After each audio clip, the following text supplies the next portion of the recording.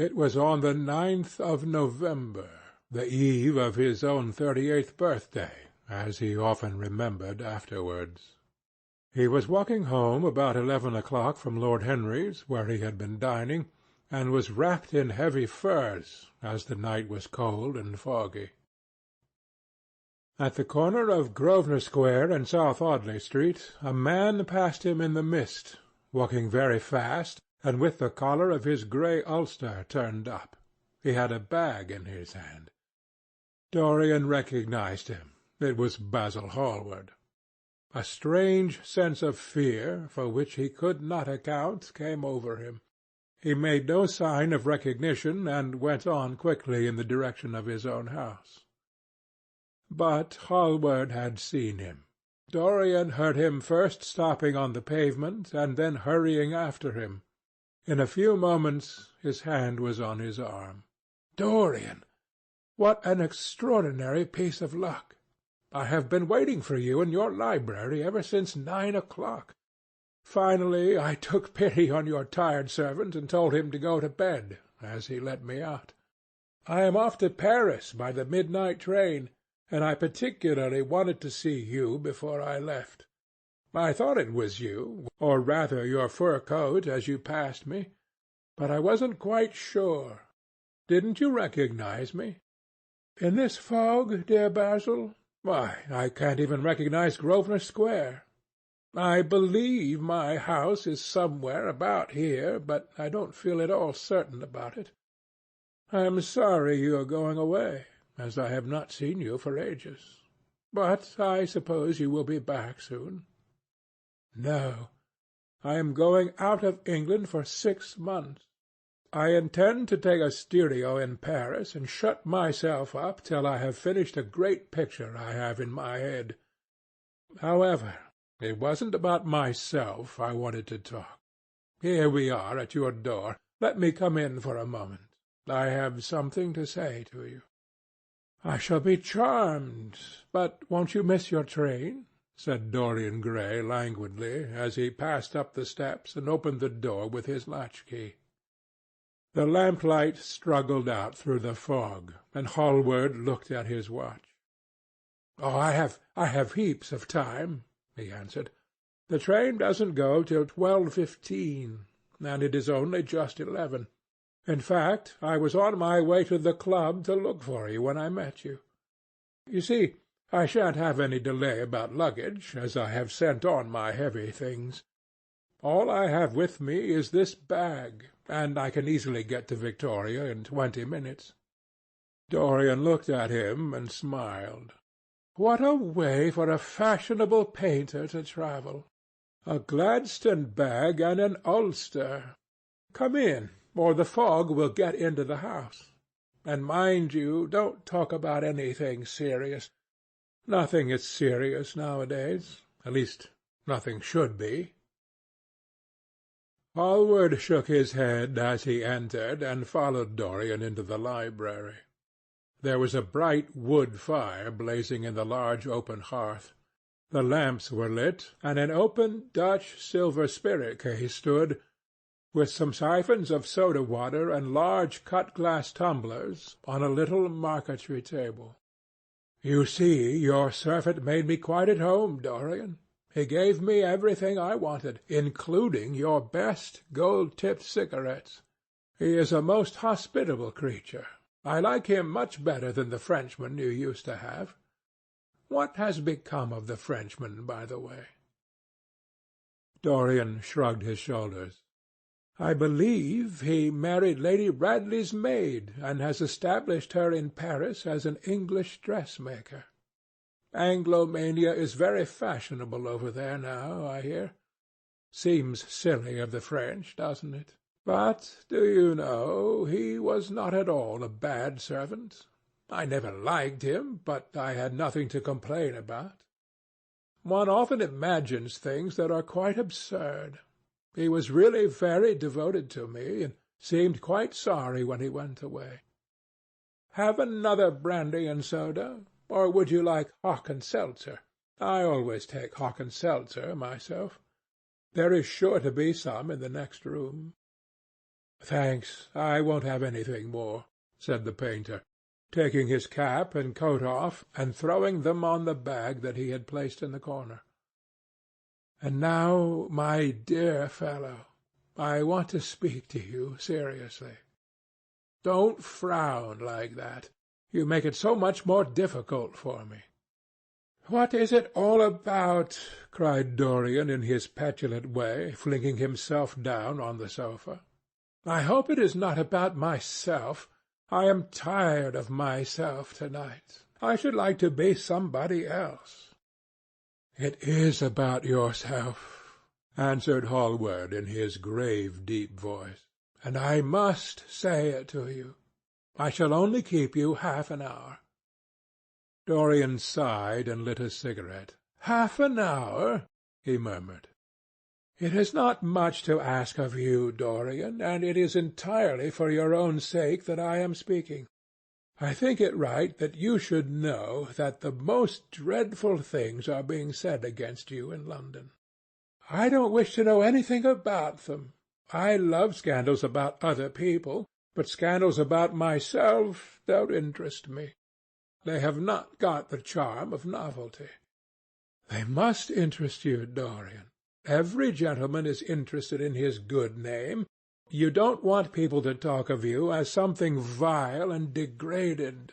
Of course you have your position and your wealth and all that kind of thing, but position and wealth are not everything. Mind you, I don't believe these rumours at all. At least, I can't believe them when I see you. Sin is a thing that writes itself across a man's face. It cannot be concealed. People talk sometimes of secret vices. There are no such things. If a wretched man has a vice, it shows itself in the lines of his mouth, the drop of his eyelids, the moulding of his hands even.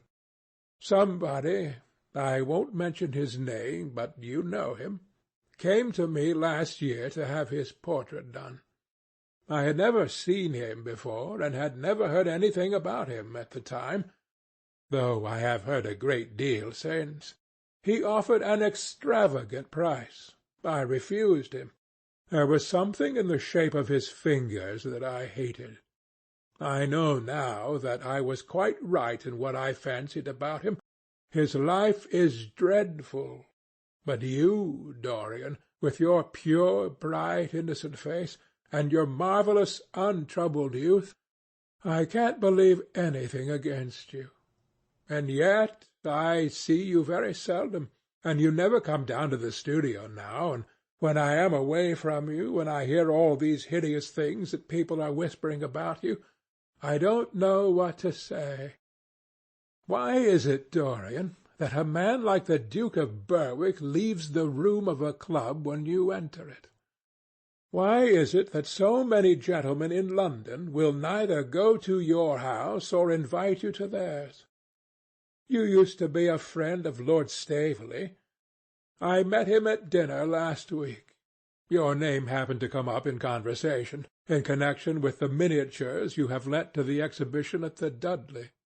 Staveley curled his lip and said that you might have the most artistic tastes, but that you were a man whom no pure-minded girl should be allowed to know, and whom no chaste woman should sit in the same room with. I reminded him that I was a friend of yours, and asked him what he meant. He told me. He told me right out before everybody. It was horrible. Why is your friendship so fatal to young men? There was that wretched boy in the Guards who committed suicide. You were his great friend. There was Sir Henry Ashton, who had to leave England with a tarnished name. You and he were inseparable. What about Adrian Singleton and his dreadful end? What about Lord Kent's only son and his career? I met his father yesterday in St. James's Street. He seemed broken with shame and sorrow. What about the young Duke of Perth? What sort of life has he got now? What gentleman would associate with him? Stop, Basil. "You are talking about things of which you know nothing," said Dorian Gray, biting his lip and with a note of infinite contempt in his voice. "You ask me why Berwick leaves a room when I enter it. It is because I know everything about his life, not because he knows anything about mine.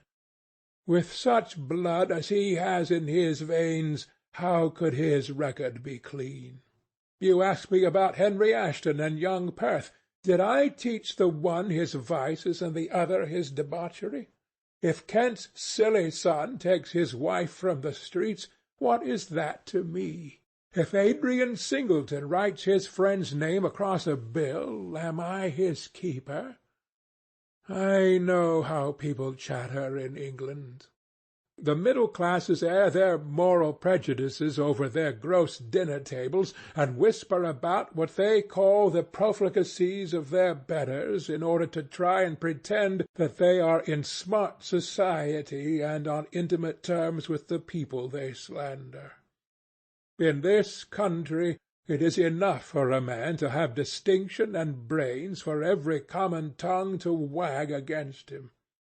And what sort of lives do these people, who pose as being moral, lead themselves? My dear fellow, you forget that we are in the native land of the hypocrite." "Dorian," cried Hallward, "that is not the question. England is bad enough, I know, and English society is all wrong. That is the reason why I want you to be fine. You have not been fine. One has a right to judge a man by the effect he has over his friends. Yours seem to lose all sense of honour, of goodness, of purity. You have filled them with a madness for pleasure. They have gone down into the depths. You led them there. Yes, you led them there, and yet you can smile as you are smiling now. And there is worse behind. I know you and Harry are inseparable. Surely for that reason, if none other, you should not have made his sister's name a byword. Take care, Basil, you go too far. I must speak, and you must listen. You shall listen. When you met Lady Gwendolen, not a breath of scandal had ever touched her. Is there a single decent woman in London now who would drive with her in the park? Why, even her children are not allowed to live with her.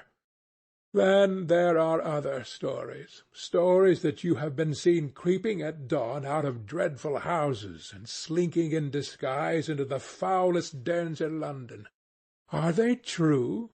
Can they be true? When I first heard them, I laughed. I hear them now, and they make me shudder. What about your country house and the life that is led there? Dorian, you don't know what is said about you. I won't tell you that I don't want to preach to you. I remember Harry saying once that every man who turned himself into an amateur curate for the moment always began by saying that, and then proceeded to break his word. I do want to preach to you. I want you to lead such a life as will make the world respect you. I want you to have a clean name and a fair record. I want you to get rid of the dreadful people you associate with. Don't shrug your shoulders like that. Don't be so indifferent. You have a wonderful influence. Let it be for good, not for evil. They say that you corrupt every one with whom you become intimate, and that it is quite sufficient for you to enter a house for shame of some kind to follow after. I don't know whether it is so or not. How should I know? But it is said of you. I am told things that it seems impossible to doubt. Lord Gloucester was one of my greatest friends at Oxford. He showed me a letter that his wife had written to him when she was dying alone in her villa at Mentone. Your name was implicated in the most terrible confession I ever read. I told him that it was absurd, that I knew you thoroughly, and that you were incapable of anything of the kind. Know you? I wonder, do I know you? Before I could answer that, I should have to see your soul. To see my soul? Muttered Dorian Gray, starting up from the sofa and turning almost white with fear. Yes, answered Hallward gravely, and with deep-toned sorrow in his voice, to see your soul. But only God can do that. A bitter laugh of mockery broke from the lips of the younger man. You shall see it yourself to-night, he cried, seizing a lamp from the table. Come, it is your own handiwork. Why shouldn't you look at it? You can tell the world all about it afterwards, if you choose. Nobody would believe you. If they did believe you, they would like me all the better for it. I know the age better than you do, though you will prate about it so tediously. Come, I tell you, you have chattered enough about corruption. Now you shall look on it, face to face. There was a madness of pride in every word he uttered. He stamped his foot upon the ground in his boyish, insolent manner.